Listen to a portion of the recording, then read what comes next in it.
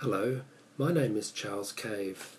I live in Sydney, Australia, and I've been an active member of Toastmasters for about 8 years. During a lot of that time, I've helped mentor people who have English as a second language. Those people tend to be from India, China, Iran, Korea. Now, in this speech, I want to tell you about some of the strategies I've used to help these people reduce or minimize their accent. Now, I think accents add a lot of colour and flavour to a speaker, and it represents their culture and what makes them unique. Personally, I don't think we should be striving to get rid of accents. We don't all want to sound like a BBC News reader. So my goal in this presentation is to help you think about the strategies to use for reducing an accent and to help you become an effective communicator. Now, I can understand that learning English as a second language is challenging. People tell me English is one of the hardest languages to learn. Now, I grew up in Australia, a country that has English as its national language. But when I was young, I didn't think I had an accent. I was just speaking the English language. Of course, I was aware of English, American and European accents from film and television programs, and of course the radio. I didn't think I had an accent. Now, you've probably heard the term accent neutralization or accent modification. These terms are used to describe coaching to modify the way you speak to help you become better understood. Now, you know you need this sort of training when other people ask you to slow down or to repeat yourself in order to be understood. I could also argue that many native speakers could do with that training because it can be hard to understand them as well. So you don't need to learn a neutral accent. Your priority is to develop your speaking skills to a level where your communication is understandable. And I implore you to please keep your native accent because it is part of your identity. Now, first of all, I want to talk about what are the benefits of a clear voice. You may not think about all of the reasons you should have a clear speaking voice. But if your pronunciation of English is unclear, it is going to hold you back from achieving the things you want in your personal and professional life. Once you have an accent that is readily understood, you will have positive interaction with others, you will communicate clearly, and of course, you will feel confident and in control. So what is accent modification? This is the next part of my talk.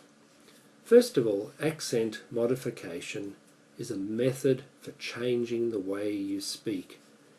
It involves learning and practicing the way English is pronounced. So the vowels, A, E, I, O, U, the consonants and combination of letters. The other things that we need to learn are speech patterns that affect the accent. How are individual syllables stressed in a word? What is the rhythm of our language? How is English spoken? What are the intonations?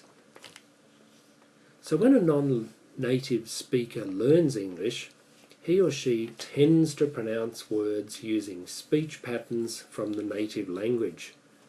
Now, some sounds in English are very difficult. For example, Japanese does not have separate sounds for the letters L and R. Instead, there is a syllable which sounds halfway between L and R. It's a sort of a r or l sound. It's very hard to demonstrate.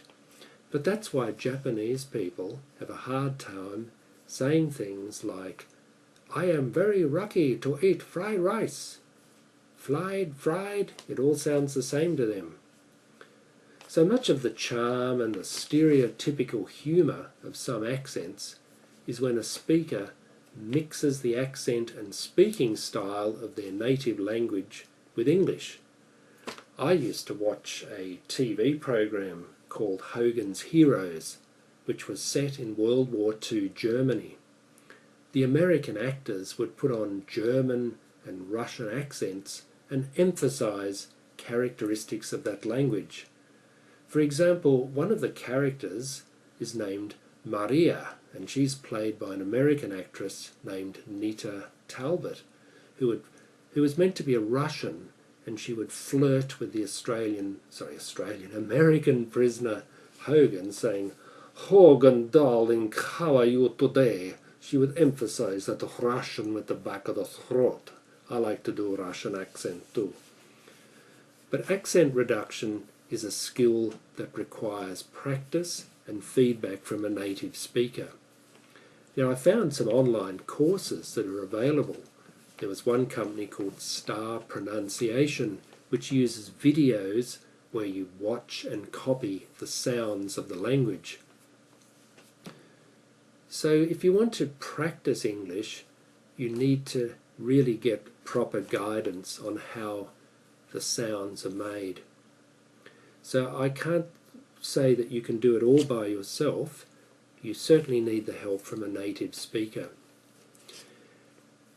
Now, the pronunciation and difficulties you will encounter are going to depend on your native language. So if you are a Spanish speaker, or a Russian speaker, or an Indian speaker, you're going to have different problems and challenges. I wouldn't say a problem, it's a different challenge. For example, I've noticed that people from India tend to speak very quickly, but when they slow down, the accent is really quite understandable. So if someone is saying, oh, please can you tell me what I'm wanting to do? It's a little bit hard. But if they say, can you please tell me what I am wanting to do? I can still understand that, but you have to focus on the speed. Another problem is that some languages and cultures have a problem understanding, say, combination of letters such as T and H. So people in Singapore tend to say TH, which is a th sound, they say tr. So you might say, come to my place at 3 o'clock. It's very confusing.